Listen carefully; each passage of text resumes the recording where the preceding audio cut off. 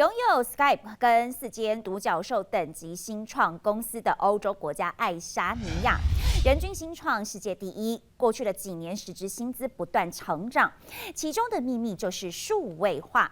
另外，他们的数位公民计划更让全世界的人都有机会到欧盟成立公司。今天的关键对话特别访问到的就是推动这些计划的灵魂人物，曾经在2006年还有2016年担任爱沙尼亚总统的易维斯先生。关键时刻掌握关键对话。大家好，我是志杰。今天要告诉大家一个小国翻身的故事。波罗的海3小国之一的爱沙尼亚，他们的人口只有130万人，大约是台北市的一半。1991年才脱离苏联独立，起初什么都没有，非常的贫穷。但是如今呢，他们的政府医化的程度已经是全世界最高，提升的行政效率每年可以贡献 GDP 达到了2%。而他们甚至还孕育出了像是通讯软体 Skype 以及4间独角兽等级的新创公司，薪资成长非常的快速。更酷的是，现在他们还让全世界的人可以透过10分钟就能够在网络上虚拟的移民欧洲。这些惊人的成就，我们要为您访问到的是爱沙尼亚的前总统易维斯先生，来跟我们分享他们宝贵的经验。Hello, President Ylvis. Hello, Taiwan. Estonia is Tomorrowland. It offers a glimpse into what happens when a country runs its government completely online. Can you tell me what is like the e-government in Estonia? Well, you can do everything online except for 3 things. One is getting married. Secondly, it's transfer of property. You have to show up because, as we know, all over the world, all kinds of people are anonymously buying property, and that's not a good thing, and leads to corruption and all kinds of problems. And the third thing, of course, is you have to show up again for divorce. But other than that, you can do everything you want. You want to register your car or whatever it is. You get a prescription. I mean, all these things work online, and we find it very convenient and useful. You can vote online. So you can vote in general election? Yeah, and local too. And it's especially looking at what's going on, far more secure. But in fact, I've voted outside my country, it's the same procedure. 99% of Estonians pay taxes online. So basically, it's a paperless society. Yes. Quite paperless. It sounds like the government become a large online company which provides books of different services. What's the benefit and what makes Estonia decide to go digital way back in 20 years ago? One thing is very low corruption. I mean, we are by far the least corrupt post-communist country in the world. And we're even in the top half or good half of the European Union in low corruption. But the benefit of the government is that basically it's about 2% of GDP per year. And that's because of all of the time saved and also all of the all of the work that would be done by bureaucrats doesn't have to be done by bureaucrats. What makes Estonia decide to go digital?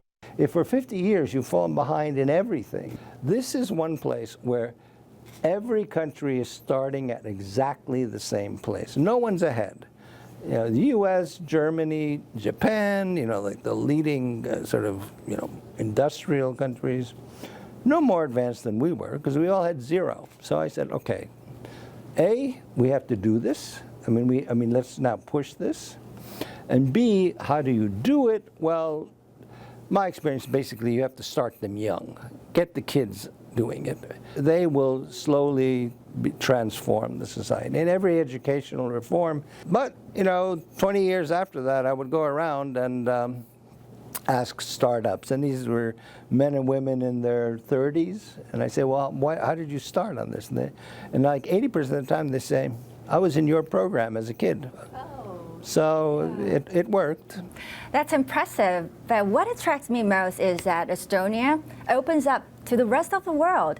It launched an e-residency program, which allows people to become EU citizens virtually in just 10 minutes. Can you tell me how the program works? We allow people who are not citizens of Estonia, to come to Estonia and start a business and open a bank account. But why do they have to live there?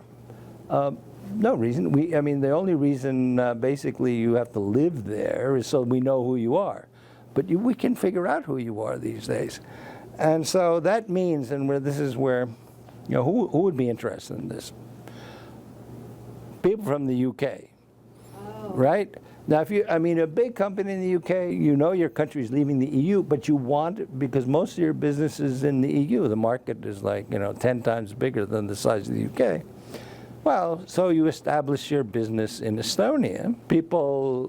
Places like Pakistan, Ukraine, India, they don't trust, PayPal doesn't trust those countries, right? So what you do is you establish the business in Estonia, where you do have PayPal, you set up a bank account, and there you have it. You can just do those things. And the main thing is lots of people want to take advantage of the EU market.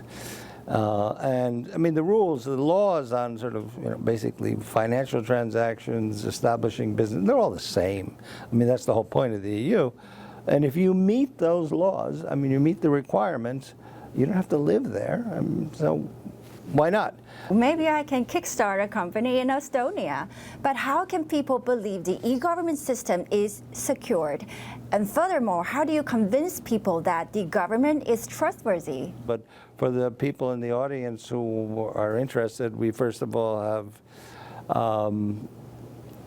end-to-end encryption. So from the device, from the very beginning to the very end, it's encrypted using public key infrastructure, which is very, very sophisticated, high-level kind of encryption, and every interaction requires two-factor authentication, which is actually today the only way you're going to have security. But in terms of trusting the government, your other question, ultimately everything is trust, right? And people have found that, and people especially ask, well, how can you trust because you have this, all this stuff. I said, well, first of all, no one's ever lost any money. No bank has been hacked. At least it's not been hacked using this system. And so that means it's secure to the point where you can trust the government to do this. And the government realizes that if it ever breaks that trust, the whole system collapses. It's death for the country. Also, blockchain is helpful, right? You don't even use the word. The other word for it is a distributed data exchange layer, which is actually more accurate than the word blockchain, to my mind. But basically, what does that technology gives you? Something crucial and far more important than privacy. Privacy is when someone finds out and they say publishes what my blood type is or what my bank account is. Far more important is data integrity. That is that no one's changing the data. Say someone breaks in and changes the record of my blood type. Well, that could be fatal. Or they could change the content of my bank account. All these things are new problems, new concerns. And so we've actually used this technology since 2007 because we want to make sure that no one is changing the data that people own. Do you think the Estonia-style government can be replicated elsewhere? And do you foresee more collaboration between Taiwan and Estonia? I'm convinced it can be replicated anywhere. One of the problems is that people say, oh, you're a small country. Well, that doesn't mean anything technologically, but what it does do is that it makes certain things politically easier. It's easier to talk to sort of the decision makers among themselves. But it's not really that important because once you get a big country, big countries end up being federated. That is, that things happen in smaller subunits. Canada is right now looking into it. Mexico, they're adapting what we designed. Collaboration with Taiwan?